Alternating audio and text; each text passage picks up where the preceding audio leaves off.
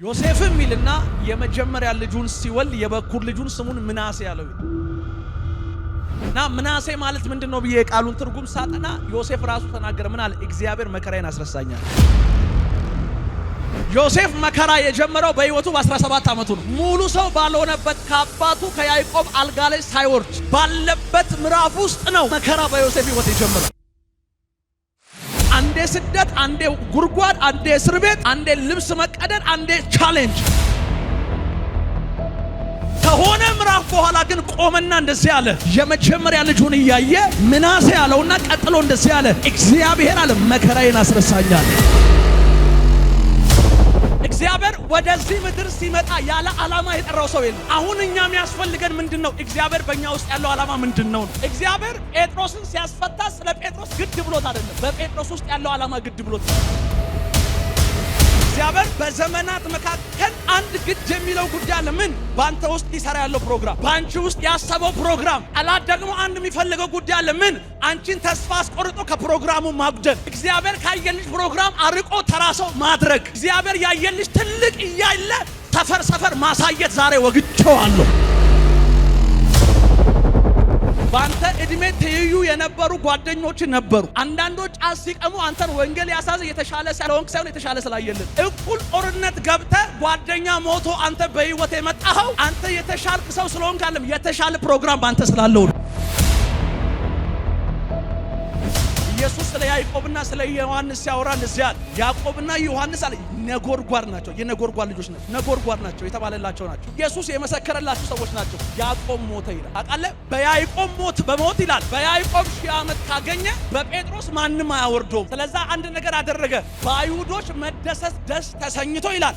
ደግሞ ማንን ያዘው? ጴጥሮስን ያዘው። ጴጥሮስ ተራ እንዳይመስልህ፣ ቤተክርስቲያንን በአንተ ላይ እመሰርታለሁ፣ የገሃነም ደጆች አይችሏትም። ይኸውልህ ያዕቆብ የነጎድጓድ ድምፅ ሊሆን ይችላል፣ ጴጥሮስ ግን አለት ነው። ሰይጣን የሚፈልገው አንድ ጉዳይ ነው፣ መሰረትህን መምቶ መጣለው። ዛሬ መልእክት አለኝ። ይሰለፋሉ፣ ግን እግዚአብሔር ይበትናቸዋል። ጴጥሮስ ተኝቶ እያለ መጽሐፉ እንዲላቸዋል 3ኛ ክፍል አስገብቶ ተወው ብቻ አይልም፣ በሁለት ሰራዊቶች መካከል ወታደሮች መካከል ይላል። በሁለት ወታደሮች መካከል በምን ታስሯል? በሰንሰለት። ሰንሰለቱ የታሰረው እግሩ ላይ ነው። የማን እግር? የጴጥሮስ። የጴጥሮስ እግር ላይ ብቻ ለም ሰንሰለቱ የታሰረው። ሌሊት ተነስቶ ለማምለጥ ሲፈልግ እንዲነሱ ወታደሮቹም ላይ ታስሯል።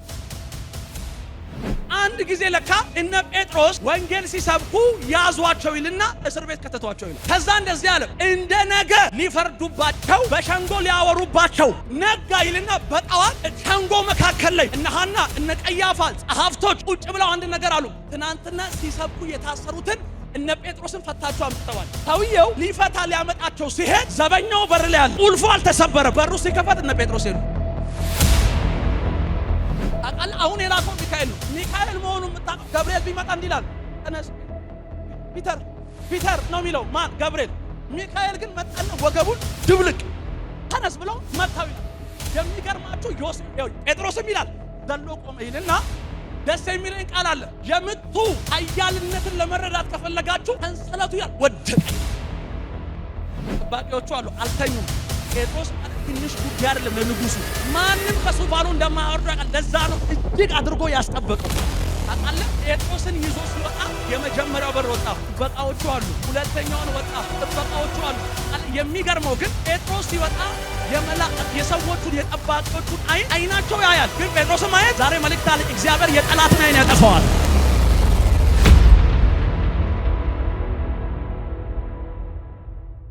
መጽሐፍ ቅዱስ ዘፍጥረት ምዕራፍ 41:51 ላይ ነው መሰለኝ እንዲህ የሚል ቃል አለ። ዮሴፍም ይልና የመጀመሪያ ልጁን ሲወልድ የበኩር ልጁን ስሙን ምናሴ ያለው ይላል።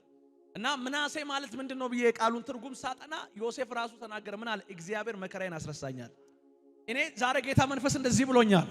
የሆነ ሰው በህይወቱ ዘመን ዋጋ እየከፈለ ያለበትን ያንን መከራ እንዳለፈ ውሃ ይረሳዋል። አሜን።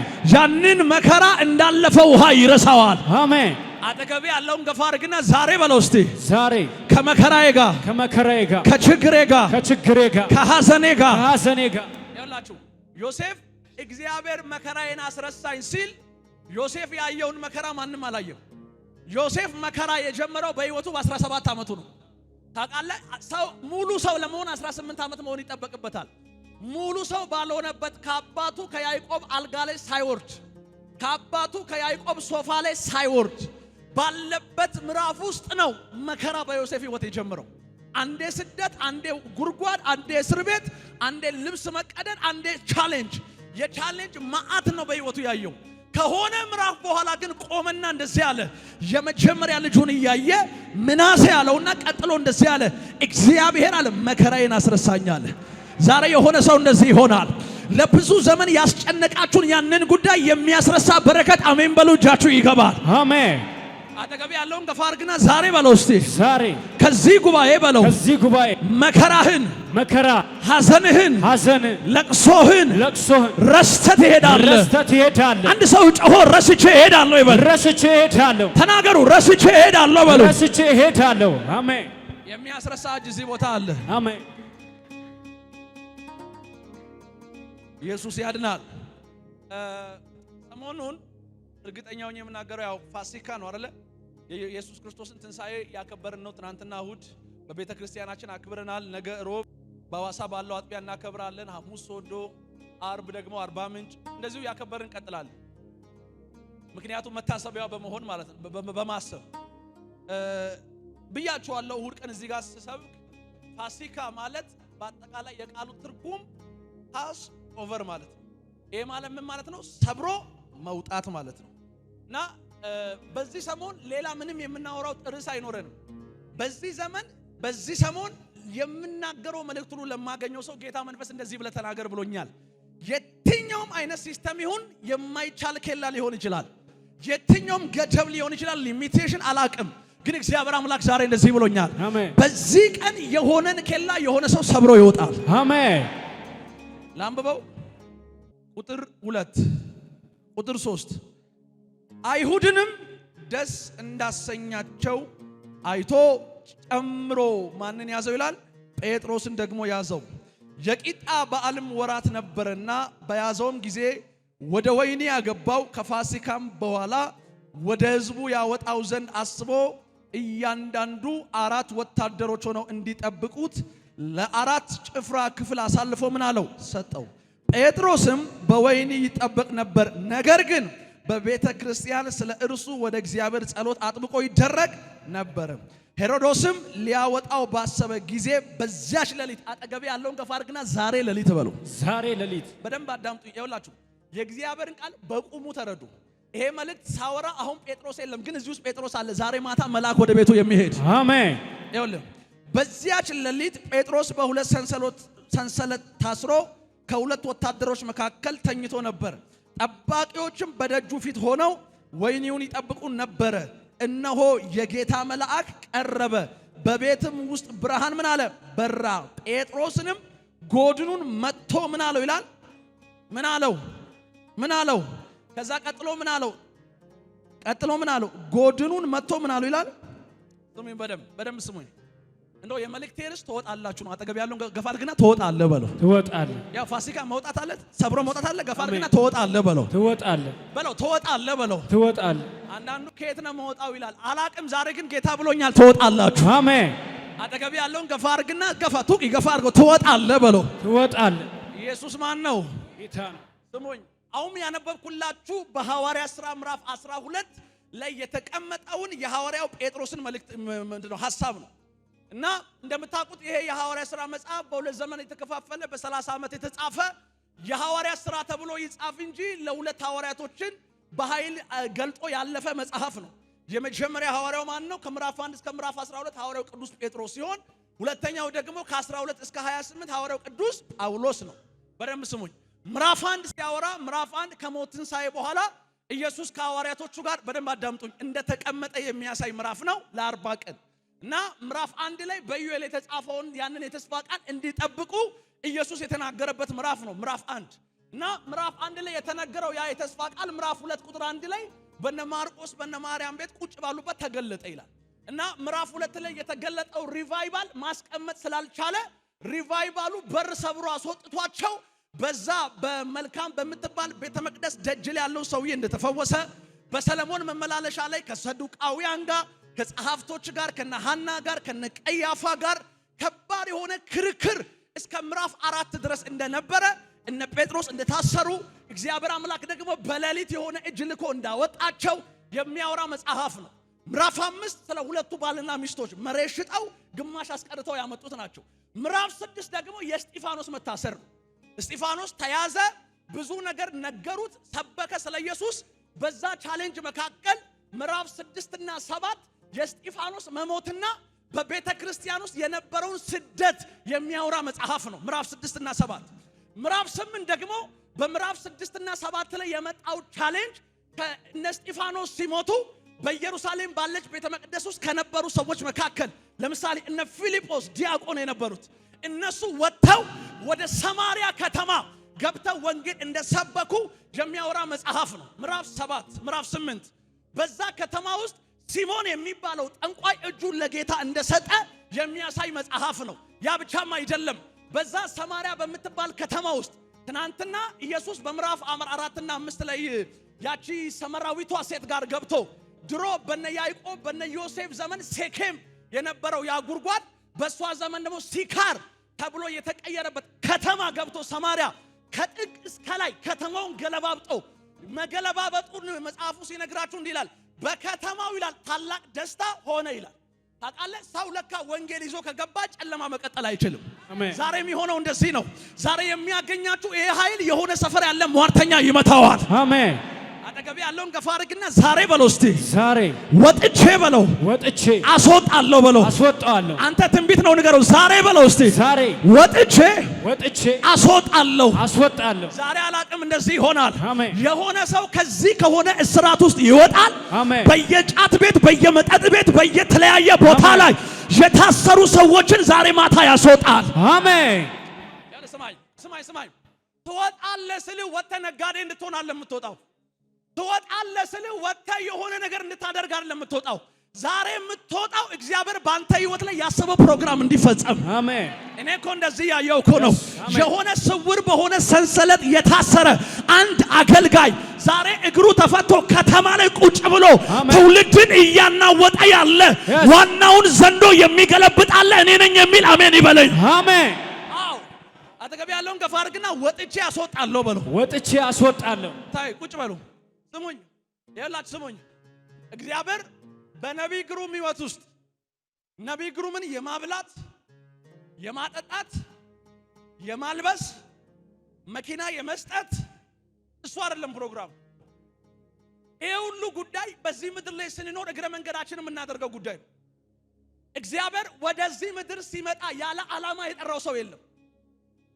አሁን እኛ የሚያስፈልገን ምንድነው? እግዚአብሔር በእኛ ውስጥ ያለው ዓላማ ምንድነው ነው። ይላችሁ ስሙኝ፣ እግዚአብሔር በእኛ ውስጥ ያለው ዓላማ ምንድነው ነው።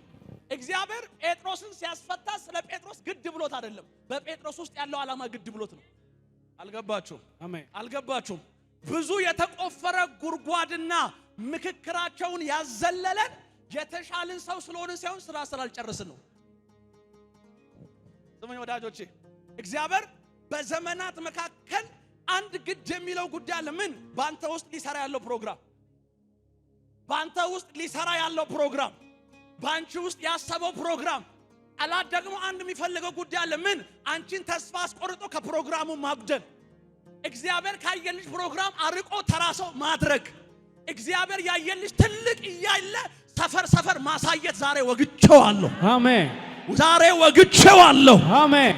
አጠገቤ ያለውን ገፋ አድርግና እግዚአብሔር ካየልኝ አልቀርም በለው። እግዚአብሔር ካየልኝ አልቀርም። አንተ መልእክት ነው ንገረው። እግዚአብሔር ካየልኝ አልቀርም በለው። እግዚአብሔር ካየልኝ አልቀርም። ደግመህ በለው። ገፋ አድርግና እግዚአብሔር ካየልኝ አልቀርም በለው። እግዚአብሔር ካየልኝ አልቀርም።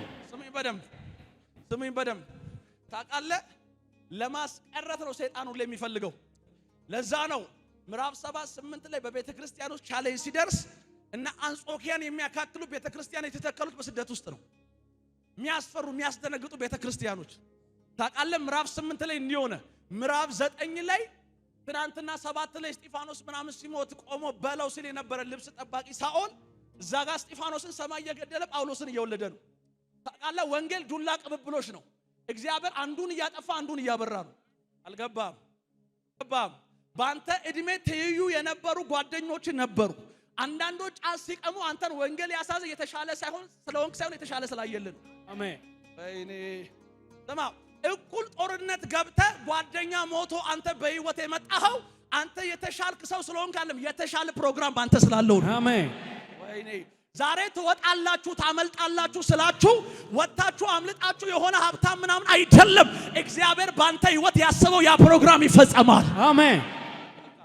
አጠገብ ያለው ፕሮግራሜን አልጨረስኩም በለው። ፕሮግራሜን አልጨረስኩም በለው። ፕሮግራሜን አልጨረስኩም በለው። ፕሮግራሜን አልጨረስኩም። እግዚአብሔር አምላክ በለው። እግዚአብሔር አምላክ በኔ ህይወት ላይ በለው። በኔ ህይወት ላይ ያለውን ዓላማ በለው። ያለውን ዓላማ አልጨረስኩም በለው። አልጨረስኩም። ስለዛ በለው። ስለዛ ዛሬ ማታ በለው። ዛሬ ማታ ከታሰርኩበት ቦታ እወጣለሁ።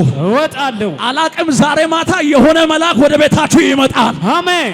የሆነ የሚያስወጣ እጅ ወደ ቤታችሁ ይመጣል። አሜን አሜን። የሆነ የሚያሻግር እጅ ወደ ቤታችሁ ይመጣል። አሜን። እግዚአብሔር ወዳየላችሁ የሚያወጣ እጅ ወደ ቤታችሁ ይመጣል። አሜን። አንድ ሰው ዘሎ አሜን ይበል። ይሁንለታ። አሜን። ቁጭ በሉ። አጠገብ ያለውን ከፍ አድርግና የኔ ነገር ገና ነው በለው። የኔ ነገር ገና ነው በለው። የኔ ነገር ገና ነው በለው። የኔ ነገር ገና ነው። ስሙኝ፣ ታውቃለህ ዘጠኝ ላይ ጳውሎስ ደብዳቤ ተቀብሎ ሲወጣ የፈለገው ሳይሆን ራሱ እግዚአብሔር ፈልጎት ይዞት ደማስቆ ገባ። ታሪኩን ታውቃላችሁ። 9 ጳውሎስ የተያዘበት ምዕራፍ 10 ያ መቶ አለቃ ቆርኔሌዎስ የሚባለው ሰውዬ ጸሎቱ የተሰማበት ምዕራፍ 11 ያዕቆብ የሚባል ጀግና ሰው የሞተበት ምዕራፍ ነው። ያዕቆብ ማለት ተራ ሰው እንዳይመስላችሁ። ኢየሱስ ስለ ያዕቆብና ስለ ዮሐንስ ሲያወራ እንደዚህ አለ። ያዕቆብና ዮሐንስ አለ ነጎድጓድ ናቸው። የነጎድጓድ ልጆች ናቸው። ነጎድጓድ ናቸው የተባለላቸው ናቸው። ኢየሱስ የመሰከረላቸው ሰዎች ናቸው። ያዕቆብ ሞተ ይላል። ታውቃለህ? በያዕቆብ በሞት ይላል ሙሉ አይሁዶች ደስተኛ ሆኑ ይላል። እና መጡና ሄሮዶስ እንደዚህ ያሉት ንጉሶ ያሉት አቤሲ 1000 ዓመት ንገስ። ለምን እንኳን ያዕቆብን ገደልክልን? ታውቃለህ? ነገሩ ሂሳብ ሲሰራ በያዕቆብ 1000 ዓመት ካገኘ በጴጥሮስ ማንም አያወርደው። በያዕቆብ 1000 ዓመት ካገኘ በጴጥሮስ ማንም አያወርደውም። ስለዛ አንድ ነገር አደረገ። በአይሁዶች መደሰት ደስ ተሰኝቶ ይላል ደግሞ ማንን ያዘው? ጴጥሮስን ያዘው። ጴጥሮስ ተራ እንዳይመስልህ ቤተክርስቲያንን ባንተ ላይ እመሰርታለሁ፣ የገሃነም ደጆች አይችሏትም። ይኸውልህ ያዕቆብ የነጎድጓድ ድምፅ ሊሆን ይችላል፣ ጴጥሮስ ግን አለት ነው። ይኸውልህ ስማኝ፣ ሰይጣን የሚፈልገው አንድ ጉዳይ ነው፣ መሰረትህን መምቶ መጣለሁ። ዛሬ መልእክት አለኝ። ይሰለፋሉ ግን እግዚአብሔር ይበትናቸዋል። አሜን። ይሰለፋሉ ግን እግዚአብሔር ይበትናቸዋል። አሜን አሜን።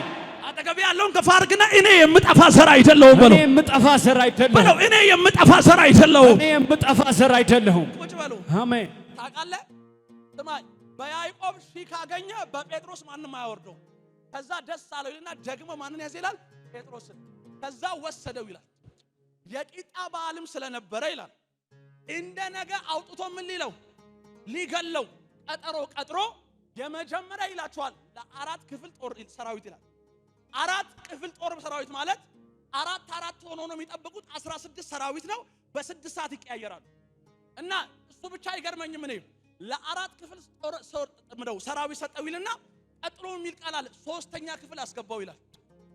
ና ዛሬ ጴጥሮስን ወስዶ የታስገባው 3ኛ ክፍል ቁም እዛ ጋር ስማኝ። 3ኛ ክፍል አስገብቶ አልተወውም።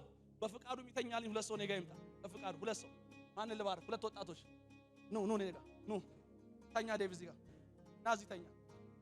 ንጹህ ላይ ተኛ። በጀርባ ተኛ። ከጎኑ ተኙ እናንተ። ይሄን መልእክት ሰምተህ ቤት ገብተህ መቁጠር ነው የሚጀምረው።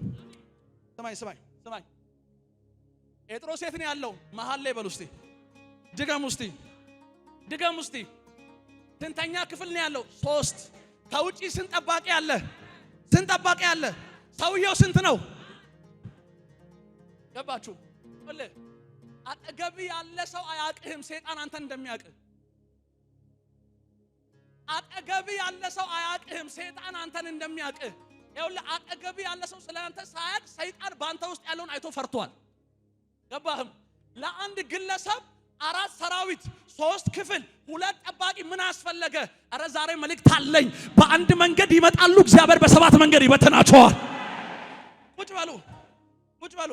ስማኝ፣ ጴጥሮስ ተኝቶ እያለ መጽሐፉ እንዲላችኋል 3ኛ ክፍል አስገብቶ ተወ ብቻ አይልም። በ2 ሰራዊቶች መካከል ወታደሮች መካከል ይላል። በ2 ወታደሮች መካከል በምን ታስሯል? በሰንሰለት። ሰንሰለቱ የታሰረው እግሩ ላይ ነው። የማን እግር? የጴጥሮስ። ይኸውላችሁ ስሙኝ፣ የጴጥሮስ እግር ላይ ብቻ ነው ሰንሰለቱ የታሰረው። ሌሊት ተነስቶ ለማምለጥ ሲፈልግ ኦሆ እንዲነሱ ወታደሮቹም ላይ ታስሯል። ምኑ? ሰንሰለቱ። ሰውየው ስንት ነው? ጠባቂው ግን ብዙ ነው። ስሙኝ በደምብ። ይሄ ሁሉ ለምን አስፈለገ ብዬ መጽሐፍ ቅዱስ ገልጬ ማንበብ ጀመርኩ። ብዙ ቦታ ስፈልግ መንፈስ ቅዱስ ምዕራፍ 4 እና 5 ላይ ወሰደኝ። አንድ ጊዜ ለካ እነ ጴጥሮስ ወንጌል ሲሰብኩ ያዟቸው ይልና እስር ቤት ከተቷቸው ይላል። ሰማይ ከዛ እንደዚህ አለ፣ እንደ ነገ ሊፈርዱባቸው በሸንጎ ሊያወሩባቸው ሆነው እያለ ቆይ ስሙኝ እንደ ነገ ጉዳያቸውን ቼክ ለማድረግ ሲፈልጉ ይላል ነጋ ይልና በጠዋት ሸንጎ መካከል ላይ እነ ሐና እነ ቀያፋ ጸሐፍቶች ቁጭ ብለው አንድ ነገር አሉ። ትናንትና ሲሰብኩ የታሰሩትን እነ ጴጥሮስን ፈታቸው አምጡ ተባለ። ሰውየው ሊፈታ ሊያመጣቸው ሲሄድ አይስማኝ ዘበኛው በር ላይ አለ። ቁልፉ አልተሰበረም። በሩ ሲከፈት እነ ጴጥሮስ የሉ። ወይኔ ዛሬ መልእክት አለኝ። ትቀበላላችሁ። በግራና በቀኝ ጠላት ቢነሳ አንተ መሃል ለማል ትሄዳለህ። አንቺ መሃል ለማል ትሄጃለሽ። የተነሳው ወጀብ አያስቀራችሁ። የተነሳው ማዕበል አያስቀራችሁ። የሰዎች ወሬ አያስቀራችሁ። ቁጭ በሉ። ዲሮ ኢየሱስ ስሙኝ በደምብ። ኢየሱስ ማን ነው? ታውቃለህ? በሩ ተከፍቶ ቼክ ሲደረግ እነ ጴጥሮስ የሉ። ግራ ገብቷቸው እነ ሐና እነ ቀያፋ ቁጭ ብለው እንዴ እነዚህ ሰዎች የት ሄዱ ብለው ሲጨነቁ ይላል አንድ ሰው ከከተማ እየሮጠ መጣ ይላል። እየሮጠ መጣና እንደዚህ አለ፣ እናንተ ትናንትና ያሰራቻቸው እነዛ ሰዎች ከተማ ላይ ወንጌል እየሰበኩ ነው። እየሰማኝ ነው ወይ? ትናንትና እናንተ እስር ቤት ያስገባቿቸው እነዛ ሰዎች ከተማ ላይ ምን እየሰበኩ ነው? አሁን ይኸውልህ ንጉሡ አንድ ነገር ያውቃል። ማታ እየመጣ የሚያወጣቸው እጅ እንዳለ ትናንትና ያወጣው እጅ እንዳይደገም ነው ይሄ ሁሉ ሰልፍ፣ ይሄ ሁሉ ጋርድ፣ ይሄ ሁሉ ፖሊስ። ዘንድሮ መልእክት አለኝ። እነሱ ኃይላቸውን ይጨምራሉ፣ እግዚአብሔርም ላንቺ ኃይል ይጨምራል።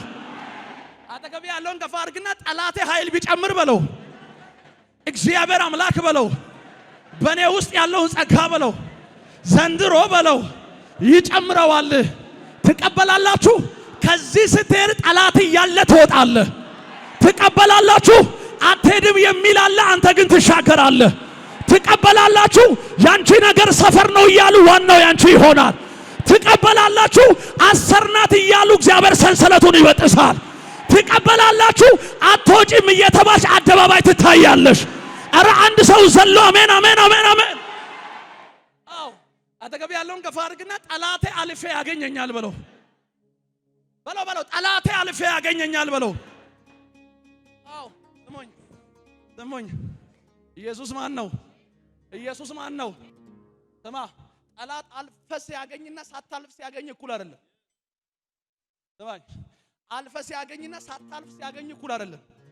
የቀድሞ ሲናገር እንደዚህ አለ፣ ማንም አለ ማለት ይችላል፣ መጥቶ ግን መንካት አይችልም። አልፈ ሲያገኝ ማውራት እንጂ መንካት አይችልም። ገባችሁ? አልገባችሁ? አልፈ ሲያገኝ ለወዳጅ ብቻ አይደለም ለጠላትም እንጀራ ትሆናለህ። እናንተ እኮ አታውቁም። ሰዎች የኛን ስም አጥፍተው እንጀራ ይበላሉ። የኛን ስም አጥፍተው እንጀራ የሚበሉ ሰዎች ታውቃላችሁ? ዩቲዩብ ላይ ወጥተው እንትና ነብይ ሐሰተኛ ብለው በቪወር ልጆቻቸውን ያሳድጋሉ። እግዚአብሔር ዘመን ሲያመጣል ወዳጅ ብቻ አይደለም ጠላት ባንተ ይበላል። አረ ዛሬ መልእክት አለኝ በኢየሱስ ስም። እግዚአብሔር ላትነካ ያሻግርሃል። ላትነኪ ያሻግርሻል። ላይሞክሩ ያሻግርሃል። ስማኝ፣ አልፈ ሲያገኝ ምንም ማምጣት አይችልም። አልፈ ሲያገኝ ቆሞ መቆጨት ወይኔ ግሩምን ምን አለ ነው የሚለው እንጂ አይችልም መንካት።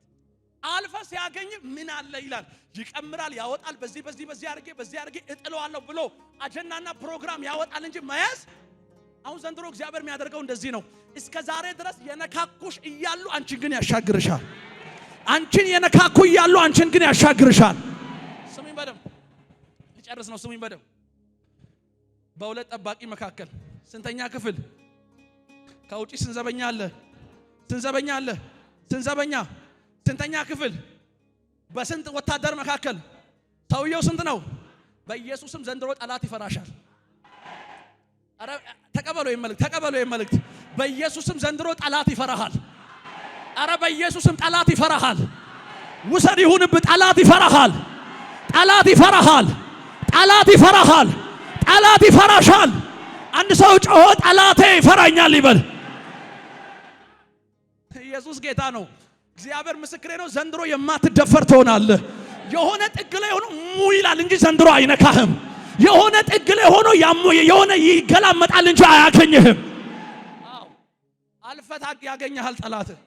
ታውቃለህ ታች ያለው ጴጥሮስ ጋር ትናንትና ያዕቆብ ሲሞት አንድ ነገር ተደስቶ ደግሞ ጴጥሮስን የያዘው ንጉስ እንደማይገለው አይደለም ማሰብ ያለባችሁ፣ ድብና አድርጎ ይገለዋል።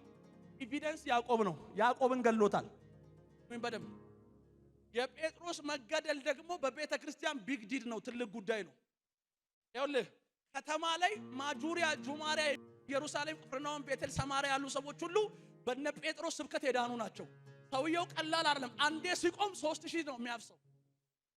ሰማይ በአንዴ ሲይዝ የሚይዝ አንድ ጴጥሮስ አይደለም 3000 እና 5000 ነው የሚገለው። ሰማይ ደግሞ 3000 እና 5000 ሲገደል ቁጭ ብሎ አያዩ።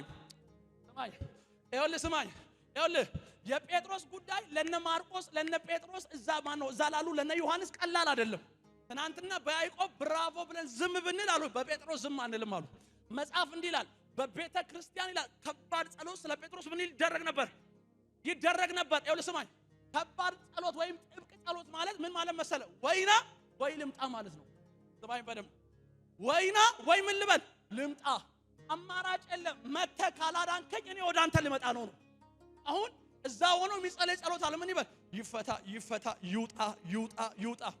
እግዚአብሔር ከሰማይ ሆኖ ወደነ ማርቆስ ወደነ ጴጥሮስ ወደነ ማርያም ቤት ሲመለከት የሚጸልዩ ሰዎችን አየና ጸሎታቸው ጥብቅ ነው።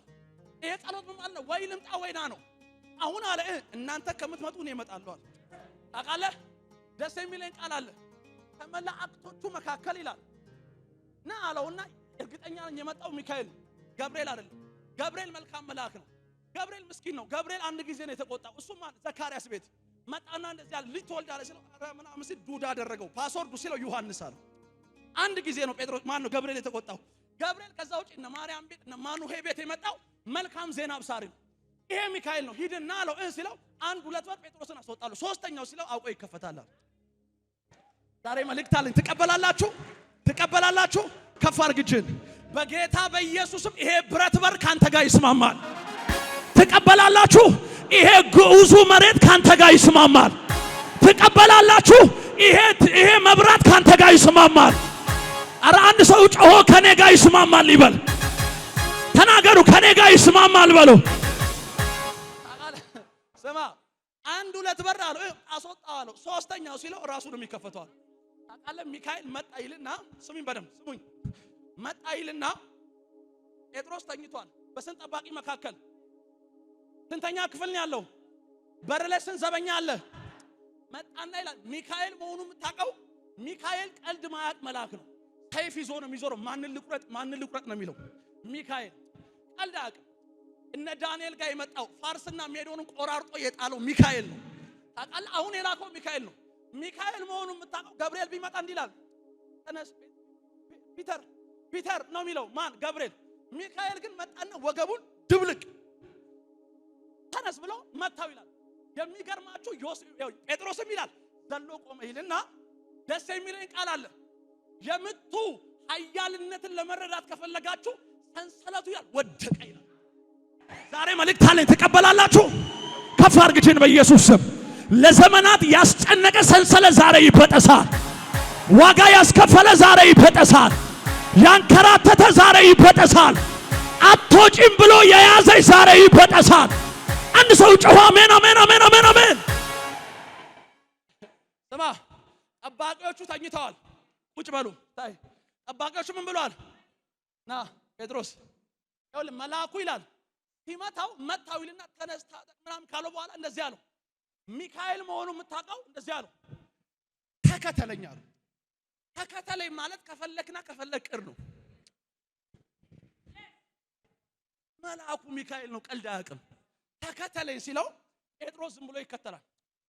ሲከተል ስሙኝ በደንብ ሲከተል የሚሆነውን ጉዳይ ሁሉ ይላል ህልም ይመስለው ነበር እንጂ በእውን እንደሆነ ዛሬ መልእክት አለኝ። ህልም እየመሰለሽ ቪዛ እጅሽ ይገባል። ህልም እየመሰለ ቤት ትገዛለህ። ወይኔ ውሰድ። ህልም እየመሰለ ዕዳ ይከፈላል። ውሰዱ ይሁንላችሁ። ህልም እየመሰላችሁ ትሻገራላችሁ። ህልም እየመሰላችሁ አልፋችሁ ትሄዳላችሁ። አጠገብ ያለውን ገፋ አድርግና ህልም እየመሰለኝ ይባረካለሁ በለው። ህልም እየመሰለኝ እሄዳለሁ በለው። ሰማይ መደም ታውቃለህ።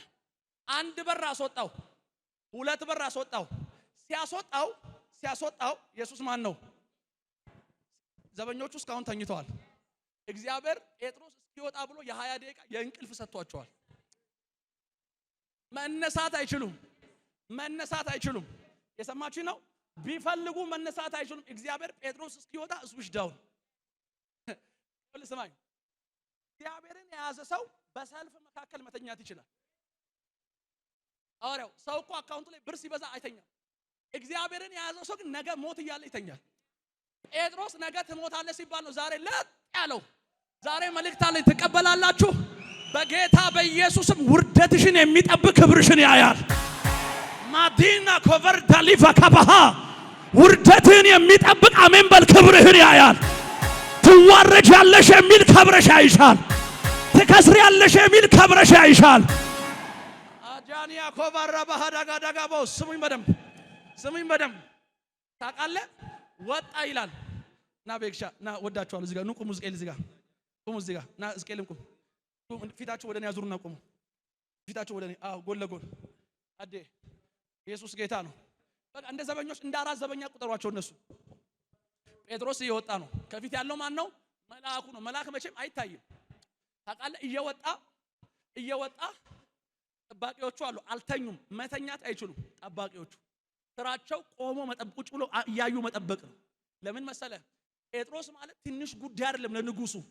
ጴጥሮስ ከሞተ ንጉሱ እድሜ ዘመኑ ማንም አያወርደውም። በያዕቆብ ሺህ ካገኘ በጴጥሮስ ዘላለም ነው። ስማኝ በደንብ ማንም ከሱፋኑ እንደማያወርደው ያውቃል። ለዛ ነው እጅግ አድርጎ ያስጠበቀው። ታውቃለህ። ጴጥሮስን ይዞ ሲወጣ የመጀመሪያው በር ወጣ፣ ጥበቃዎቹ አሉ። ሁለተኛውን ወጣ፣ ጥበቃዎቹ አሉ። ስማኝ አንዳንዱ እንዲህ ይላል፣ በህልም በር ይላል። ህልም በር የሚባል ነገር የለም። ኒትራሊ እየተያዩ ነው የወጡት።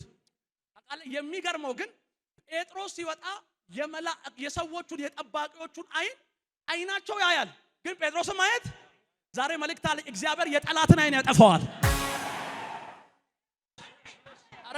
አረ ውሰድ መልእክት በኢየሱስ ስም። ጠላት እየተመኘ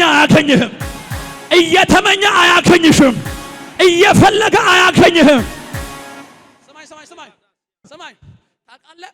ጴጥሮስ ዝም ብሎ ይወጣል ይመስለኛል። አንድ ሁለት ወጥቶ እነዚህ ሰዎች አዩም ብሎ አልተጻፈም እንጂ ተመልሶ መጥቶ እንደዚህ ያደረገ ይመስለኛል። ለምን አሉ ግን አያዩትም። ሚስጥሩ ምንድነው? ያው ስማኝ፣ ዳንኤልን አንበሳው ያልበላው ጥርስ ስለሌለው አለም ስላልተፈቀደለት ነው። የማወራ ገብቷል ወይ? ጥርስ እንዳለው ምልክት እንዲሆንማ ዳንኤልን የከተቱትን ከነ ቤተሰባቸው ቅርጥፍጥፍ አድርጎ ነው የበላቸው።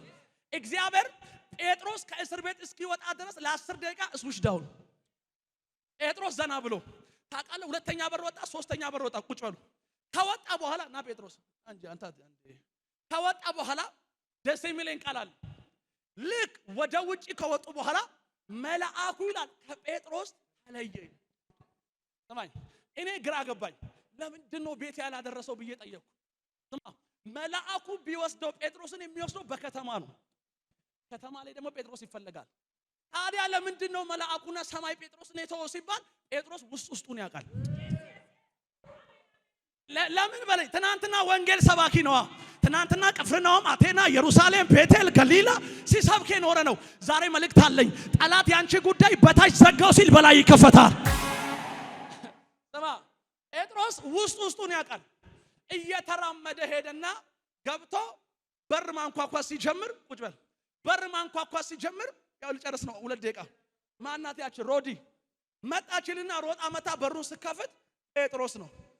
ደነገጠች ይላል። ደንግጣ ሮጣ ወደ ሰዎቹ ሄደች ይላል። እናንተ አለች። አቤት ስትል መልሳችሁ ውጪ አለ።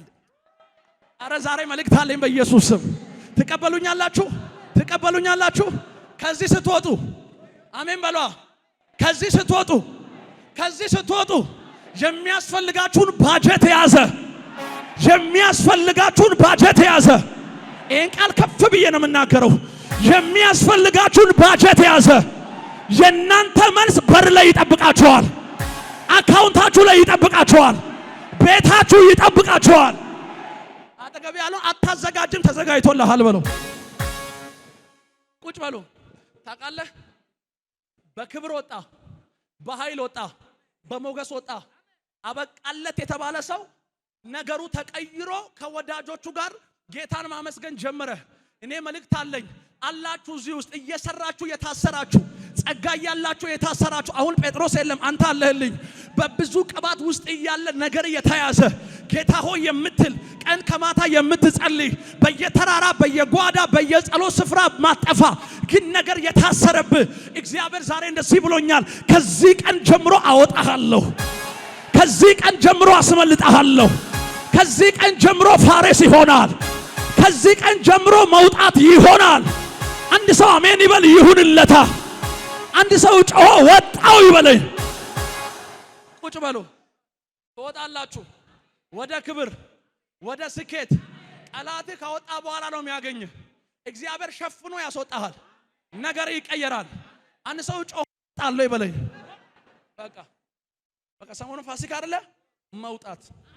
መውጣት፣ ከመቃብር መውጣት፣ ከሞት መውጣት፣ ድንጋይ እያለ ድንጋዩን ገልብጦ መውጣት፣ ወሬ እያለ ወሬውን ገልብጦ መውጣት፣ ሐሜት እያለ ሐሜቱን ገልብጦ መውጣት፣ ክስ እያለ ክሱን ገልብጦ መውጣት፣ የሷ ነገር አበቃ እያሉ አበቃ ያሉትን ገልብጦ መውጣት፣ ከዛ አይቀጥልም እያሉ ገልብጦ መውጣት። የሆነ ሰው ተሻግሮ ጠላቱ ያገኘዋል። ጀሊብራካታ ያካ አንድ ሰው አሜን ይበል። ይሁንለታ። አጠገብ ያለው ገፋ አድርግና ወጣው በለው። ምንም አማራጭ የለም። ከዚህ በኋላ ምንም አማራጭ የለም። የወጡ ሰዎችን ማስቆም አይቻልም። እስክትወጣ ቻሌንጅ አለ። እስክትወጣ ችግር አለ። እስክትወጣ ወሬ አለ። እስክትወጣ ሐሜት አለ። እስክትወጣ ክስ አለ። ከወጣ በኋላስ የለም። የሰማኝ ነው? የሰማችሁ ነው ወይ? ስሙኝ በደም አንዴ ዋው ውስጥ ስሙኝ በደም ና ዴቪጎ ዘርጋጀ ያዞ የሆነ ያዘ ነው። ይከብዳል? ይከብዳል። ከወጣ በኋላ አንተ ላይ የሚወራ ነገር፣ አንተ ላይ የሚነሳ ክስ፣ አንተ ላይ የሚደረግ ነገር እንደዚህ ነው የሚሆነው። የሰማኝ ነው ወይ?